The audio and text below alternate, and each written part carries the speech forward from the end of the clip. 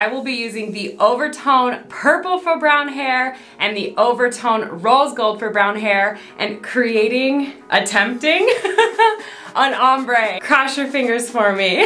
What up, y'all, and welcome back. If it's your first time here, my name is Jannelle. We do all things wavy, curly, and then some, and if that sounds like something you're into, go ahead and hit that subscribe button to stick around. In this video, not only are we going to be doing the ombre, but we're going to be showing the fading process with I know. The new fader from oVertone. This is a clarifying shampoo for all hair types, and it is designed to help speed up the fading process with the color. So similar to the last video, I will be checking in after each wash so that we can see the fading process over time, and each wash I will be using the fader from oVertone so that we can see the difference this makes. We will talk more about this after the first use. Now we are just going to jump right in to some color. And a huge shout out to oVertone for not only bringing so much excitement to my life, but for sponsoring this video. All right, y'all, let's jump in. I really want to get the color like super saturated. So I am breaking my sections up even more than what I did previously. I'm also wearing a black t-shirt instead of a plastic bag. And then I'm also going to use a brush. It's the purple. Smells like spearmint. I love it so much. Let's do this. If this is your first introduction to oVertone, you're welcome. They have a range of color depositing deep conditioners, daily conditioners. And one of my favorite things about them is they do actually have a line for people with brown hair, which is what I'm using. They are also cruelty-free, vegan, sulfate-free, paraben-free, and ammonia-free. This is personally probably my like 6th or 7th time applying the color to my hair. I have never seen any damage, no staining to my grays, nothing. So I'm just in love. So I'm just taking this purple about 3/4 of the way down. I'm also kind of massaging it in with my hands.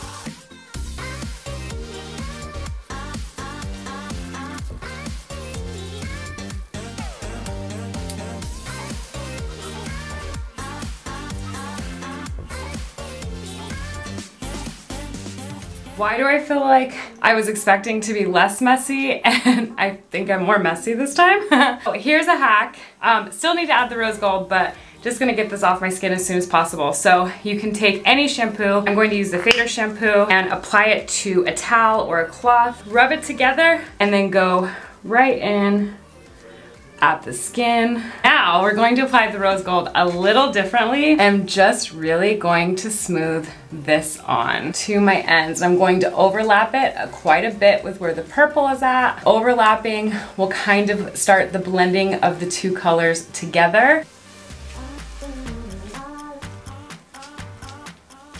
You do not have to apply this color with a dye brush. Typically, this is exactly how I do it, but I just really wanted the precision up around my grays. Another thing you can also do, which I have done in the past, is pre-mix the colors. Literally just like a couple scoops of each to create your own desired tone and shade. It's actually quite a bit of fun, and it works wonderfully. I ended the purple about here, give or take, and then I layered the rose gold up to here. So here's to hoping it all turns out lovely. Going in with a comb or brush, especially if you're trying to get the ombre effect, will also kind of help like blend everything together. Typically, you only really need to leave these in for 10 minutes. This has already been sitting in some places of my hair for about 30 minutes, so I'm only gonna leave it in for maybe about 10, and mainly just because of my ends at this point, I really wanna make sure they pick up that pigment. I will see you with some results. And we're back! So, full disclosure, this is not my wash day results. Mother Nature decided to show up while I was filming, and she came with a little bit of uncomfortability and an attitude. So I figured I would spare y'all until I could be my bright and chippery self. But let me just tell you, I am living for this color combo. Up at my roots, It's the deeper purple, and then it fades to this just like magenta cute pink. Okay, it's just so hard to see in this light, so let's go to the window. We're walking. Oh, you can see more of the purple. Oh my goodness. Oh, I like it even more now that I'm seeing it on camera and I can like see it. Y'all like mommy's purple hair? All right, I will see you on my next wash. All right, y'all, we are going in for our first wash. Let's talk about the fader. They introduced a clarifying shampoo to the line. As with all their products, it is vegan and cruelty-free, free of sulfates, parabens, and ammonia, suitable for all hair types, and this is actually also silicone-free. One of the things that I like already with this is that it contains sodium gluconate, which is an ingredient that has been shown. It's a more like natural, if you will, chelating ingredient, which helps remove hard water deposits. So not only is it designed to remove buildup from the hair and scalp, also help fade the color quicker, it does also have an ingredient that can help remove hard water deposits. So I'm gonna go ahead and try this out. I just really wanted y'all to see one last time how vivid this color is. So it's fun. I'm a little sad to say goodbye to it. I'm gonna add the color back into my hair once this is done, but just still. So I'm going to clarify my hair. I'm gonna clarify my hair. I'm actually really excited. I love clarifying shampoos. I just, so I'm going to clarify, I'm going to deep condition. I will probably leave it in the shower, and then I will see y'all with some dry hair. So on the flip side, and we're back. So there is still color in my hair, but holy cow, is a lot of it gone. It seems like it is all but gone from this underneath area, which is normally the place that I see color leave first, but it seems like there is not any down here. More visible on my top layer and in my grays. I'm kind of happy to see how much color it does pull out, but I'm also a little relieved that after one wash, I still have some in for a few reasons. A, because I can enjoy my hair a little bit longer, but then B, also, if it was pulling it all out, I would be a little worried that the shampoo is a little bit too stripping. My hair and scalp feels extremely clean. Not too clean, but effectively clean. Does not feel stripped. All right, now let's check this out in some natural light. Okay, what you can see now, my like natural color is starting to peek through already. And the ombre was a lot more obvious. Now I think it's not quite as obvious. All right, y'all, that is wash number 1. I will check back in with the next wash with fader. It's raining, it's pouring. At wash number 2 with the clarifying wash, and I believe this is day 2. The color is still very obviously there, but it is substantially less vibrant. I will say I was extremely surprised by how much color came out the second wash, like while I was shampooing.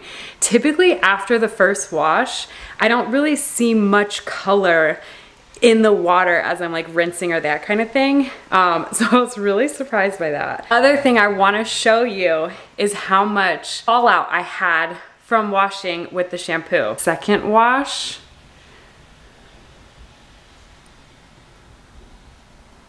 it's literally next to nothing, and my first wash was like that as well. And that is always a really good sign for me with any cleanser. All right, y'all, I will see you on the next wash. Y'all, we are at wash 3, and I can't believe how much color is out of my hair. So funny, in this light, you can see more of the undertones, but like when I look in the mirror or in person, so much of it is gone. Like my hair still seems like has the depth, the darkness from the colors, but like it is not as vibrant. I think this light might show it the best.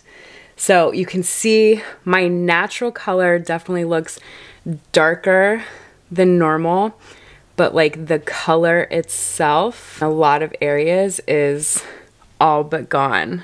All right, y'all, I'll see you on the next wash. We are at wash 4. And oh my goodness, the difference between wash 3 and wash 4 are the most obvious to me. Like my hair, for the most part, is back to its normal color.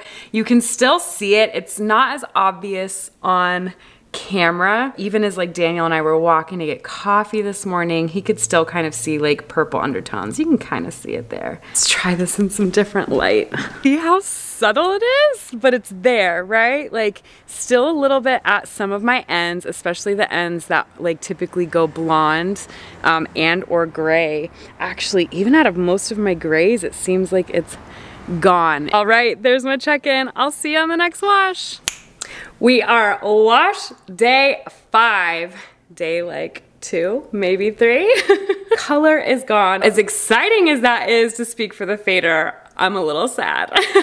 I miss the color, but I think that fader, the last time without it, I even used a clarifying shampoo on the first round and it still took me 10 washes. So the fader is the only cleanser that I have used during this period of filming. I have gone days, sometimes 2 or 3, sometimes it's been as many as like 7. So while though it has removed the color from my hair, I also feel like it's a testament to, in some regards, how gentle and not necessarily stripping or damaging it is to the hair. I'm really happy with my experience. Kind of excited to see my grays again, but really missing the like purple ombre. So I have to bring it back and just live in it.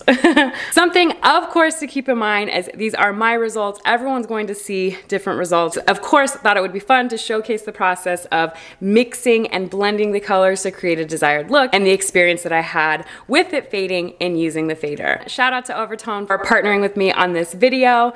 Hope y'all enjoyed this video, and if you did, please give it a thumbs up. And if you haven't already subscribed yet, what are you waiting for? Go slam that subscribe button, hit that bell while you're at it to turn on post notifications so you do not miss a thing. I will see you next time. Bye.